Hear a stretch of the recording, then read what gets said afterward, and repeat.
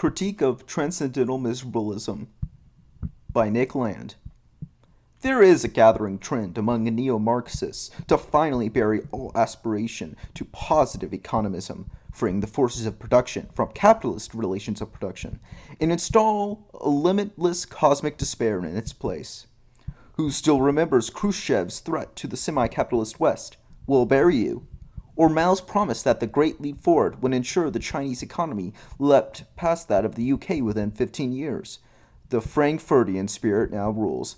Admit that capitalism will outperform its competitors under almost any imaginable circumstances, while turning that very admission into a new kind of curse. We never wanted growth anyway. It just spells alienation. Besides, haven't you heard that the polar bears are drowning?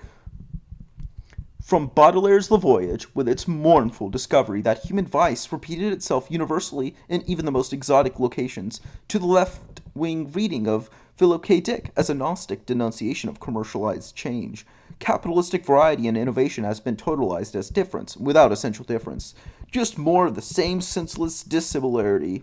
The grand master of this move is Arthur Schopenhauer, who lent it explicit philosophical rigor as a mode of transcendental apprehension.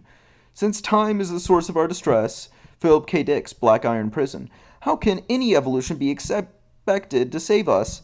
Thus, transcendental miserablism constitutes itself as an impregnable mode of negation. It goes without saying that no substantial residue of Marxian historicism remains in the communist version of this posture. In fact, with economics and history comprehensively abandoned, all that survives of Marx is a psychological bundle of resentments and disgruntlements, reducible to the word capitalism in its vague and negative employment, as the name for everything that hurts, taunts, and disappoints. For the transcendental miserabilist, capitalism is the suffering of desire turned to ruin, the name for everything that might be wanted in time, an intolerable tantalization whose ultimate nature is unmasked by the Gnostic visionary as loss, decrepitude, and death, and in truth, it is not unreasonable that capitalism should become the object of this resentful denigration. Without attachment to anything beyond its own abysmal exuberance, capitalism identifies itself with desire to a degree that cannot imaginably be exceeded, shamelessly soliciting any impulse that might contribute an increment of economizable drive to its continuously multiplying productive initiatives.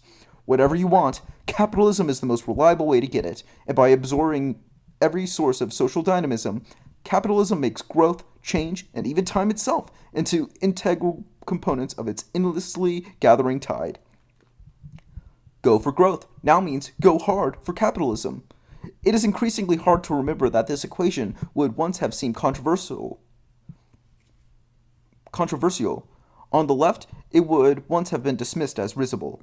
This is the new world transcendental miserablism haunts as a dyspeptic ghost. Perhaps there will always be a fashionable anti-capitalism, but each will become unfashionable, while capitalism, becoming ever more tightly identified with its own self-surpassing, will always, inevitably, be the latest thing. Means and relations of production have simultaneously emulsified into competitive decentralized networks under numerical control, rendering paleo-Marxist hopes of extracting a post-capitalist future from the capitalism machine overtly unimaginable. The machines have sophisticated themselves beyond the possibility of socialist utility, incarnating market mechanics within their nano-assembled interstices, and evolving themselves by quasi-Darwinian algorithms that build hyper-competition into the infrastructure. It is no longer just society, but time itself, that has taken the capitalist road. Hence the transcendental miserabilist syllogism. Time is on the side of capitalism. Capitalism is everything that makes me sad. So time must be evil. The polar bears are drowning, and there's nothing at all we can do about it. Capitalism is still accelerating, even though it has already realized novelties beyond any previous human imagining. After all, what is human imagination? It is a relatively paltry thing, merely a subproduct of the neural activity of a species of terrestrial primate. Capitalism, in contrast, has no external limit. It has consumed life and biological intelligence to create a new life and a new plane of intelligence vast beyond human anticipation. The transcendental miserabilist has an inalienable right to be bored. Of course, call this new. It's still nothing but change.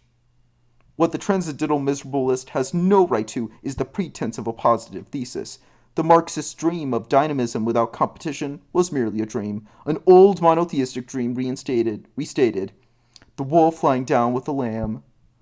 If such a dream counts as imagination, then imagination is no more than a defect of the species, the packaging of tawdry contradictions as utopian fantasies, to be turned against reality in the service of sterile negativity. Post-capitalism has no real meaning except an end to the engine of change. Life continues, and capitalism does life in a way it has never been done before. If that doesn't count as new, then the word new has been stripped down to a hollow denunciation. It needs to be reallocated to the sole thing that knows how to use it effectively, to the Shoggoth summoning regenerative anomalization of fate, to the runaway becoming of such infinite plasticity that nature warps and dissolves before it, to the thing, to capitalism. And if that makes Transcendental Miserabilists unhappy, the simple truth of the matter is, anything would.